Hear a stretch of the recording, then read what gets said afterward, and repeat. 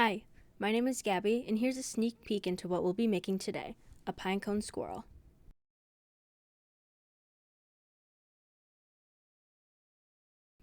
For this project, you will need paper depending on the color of your squirrel, glue, a marker, a pencil, scissors, and finally, your pine cones. I decided to make a red squirrel today. We will start by making the head of our squirrel. I did this by drawing a circle and 2 triangles for the ears. You can see that here. Next, I cut out the head of my squirrel. You can do this on your own or you can have someone help you.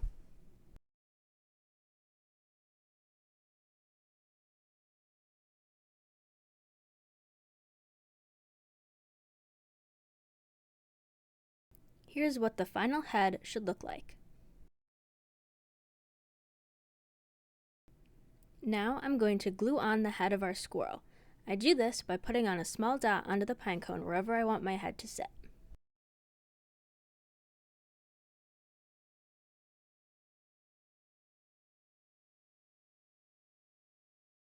For some added detail, you can take the marker that you picked out and draw on eyes, a nose, and a mouth.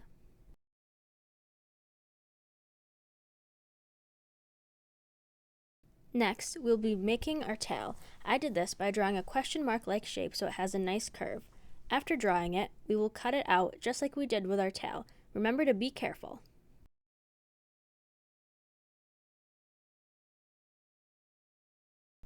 Here is my final tail. Remember that squirrel tails come in all shapes and sizes, and yours does not have to look exactly like mine. Next, we'll be adding some glue onto the back of our pine cone to attach the tail.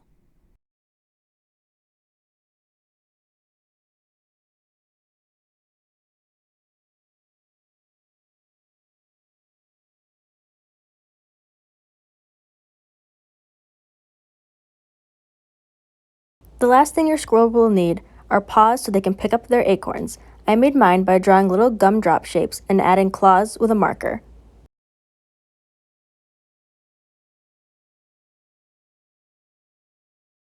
Finally, you'll have to attach your paws with glue. If you made yours really tiny like mine, make sure you don't lose them.